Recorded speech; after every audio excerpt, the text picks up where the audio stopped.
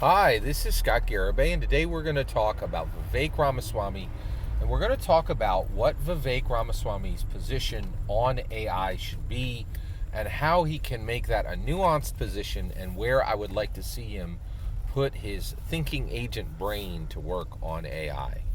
So, Vivek Ramaswamy, let's just talk about him for a minute. He is our hero and our hope. And I think what I'm really excited about his candidacy because I love the idea that I'm going to be able to vote for not the lesser of two evils, but the best of the good. All right. So basically, you don't need, you don't have to take my word for it. Like, you'll find 1,000 articles written on this that Americans feel like when they go to a U.S. presidential race, they're voting for the lesser of two evils. And boy, that is extremely true right now. So basically, I don't think President Biden ever intended to be evil, right? Um, but the suffering he has caused almost everybody but a millionaire and billionaire Americans puts him in the bracket of evil. Is the consequence of his actions seems evil. Actually, and you know what? Even billionaires and millionaires are not excused, right? President Joseph Biden has crafted a world in which we are constantly under nuclear threat. Basically, Vladimir Putin was like, "Hey, I'm going to go to town on Ukraine and America. You guys are going to sit over there, and you're not going to put a single boot on the ground. You're not going to do anything that matters. And if you do, there's going to be a nuclear exchange." He just said it flat out. He threatened America with nuclear exchange, right? So that means even millionaires and billionaires live in fear for their lives, and every American. We live for fear of our lives every single day because of a tin pot dictator that could have been put down in a week, right? Like put out, not put down, put down from his position of power, not put in the dirt. Like, America doesn't do that, right? So I do think he should be put down from his position of power and put into an American prison, right? Like, because you can't do that. You can't roll on America. You can't. There are going to be consequences, right? But President Biden is like, nope, I'm a coward. I'm not going to do anything with that shiny military we have. And so everybody's under threat. It's a major problem, right? So I just love the idea that we can vote for the good. And you can vote for the good. Don't let people tell you, oh, the odds are against it, right? Vote your conscience. Do the right thing. Vote for Vivek Ramaswamy.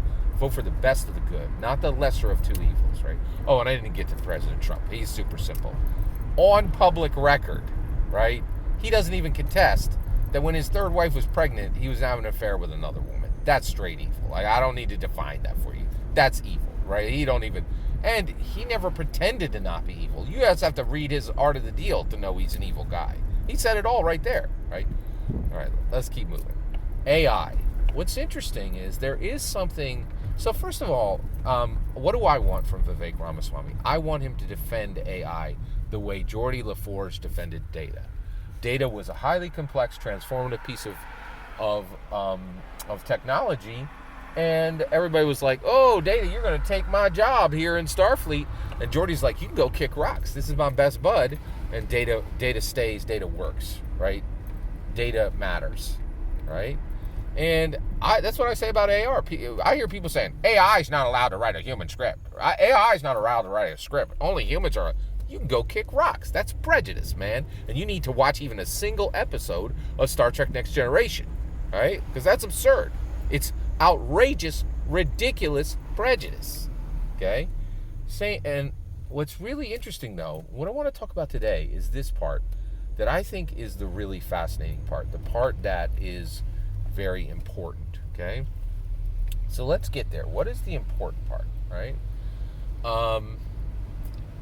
AI, we talk, okay, so right now there's prose artists. Those are writers. I'm going to say prose artists, right? They're like, hey, we don't want AIs to write scripts. But right now, everybody's like, is that a real problem? Has there ever been a script written by an AI that anybody wanted to actually read or to watch? And the answer is no. There are no AI scripts that have beaten human performers, right? But that's not the same with AI artists, right? And visual artists. So visual artists who draw pictures, paint pictures, illustrate pictures in different ways, so I'm a fan of I'm a fan of a specific hobby that has a lot of hardback books, right? And man, you look at an AI cover, they are banger. They're incredible, and they're better than humans can do, almost invariably, right? And so this is something that's interesting is the visual artists have been replaced by AI. And when a visual artist is like, hey, I don't want you to make a picture because it's a lot better than mine and people want it and they'll buy it, right? Like, where that is not the case with novels, with short stories, with scripts for television shows. AI scripts, novels, and short stories are utter garbage. No one's paying a dime for them, right? But I can tell you right now, you put an AI cover on your book, right? Right now, you are going to get a lot more people, and people are like, wow, that looks fantastic. And visual artists are like, they're not saying, oh, that's garbage. They're like, oh, that's better than mine. You can't let AI create art because it's defeating me. That's a difference, right?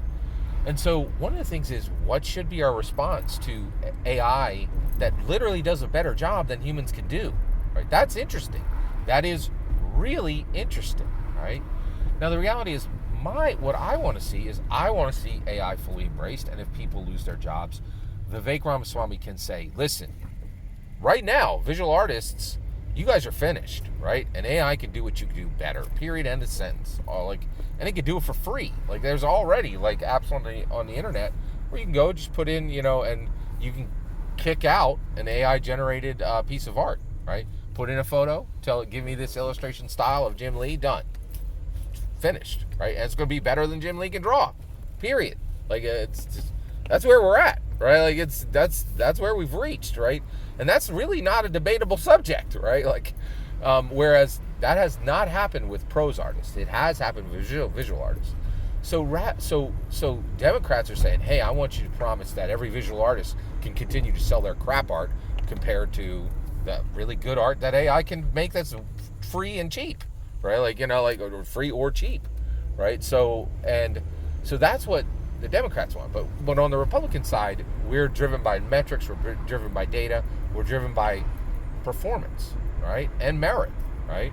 So if something works, let it work, right? Fix the things that are broke, right? So what I would say I think what Vivek Ramaswamy should say, right, is, hey, if you I know you're a visual artist, right? If you don't have your job because of a visual artist, first of all, you can get a job as something else, right? And let's start to have that conversation. Right now, unemployment is outrageously low, right? And so you can go get a job doing something else and start the discussion of, not everybody's going to be able to work in the field they want. That is, you'll find that nowhere in the Constitution, right? Like, the Constitution says, oh, you can get a job in the field where you got your degree, right? Many people don't have degrees. Many people who have degrees work in different fields, right? So let's start having the conversation of, you lost your job, but here's the question: can you go get a job? Now, and then Vivek Ramaswamy should say, hey, if you go out and you try to get another job, I think you're going to find one. You're going to find one in a field that you don't want to work in. Welcome to labor. It's hard.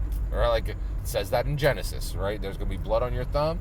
There's going to be blood on your thumb and dust in your mouth. Labor ain't supposed to be easy, right? And we can start having that conversation.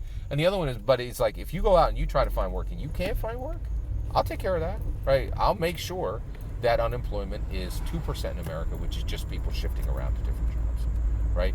And I'll put somebody with a desk in the White House. You can just email them, say, I'm out of work.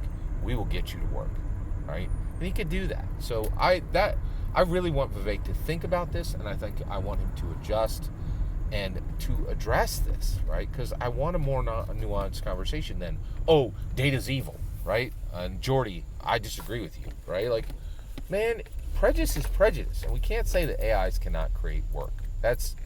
Cannot be prose artists, cannot be visual artists. That's absurd. Recognize prejudice when you see it. Every single word of that is my humble opinion. I want Vivek to address this and start to have a robust, mature conversation about AI. Every single word of that's my humble opinion. What's important is when I hear your humble opinion, when you get in the comments and send your traffic. Please consider liking and subscribing, and may God bless you and yours.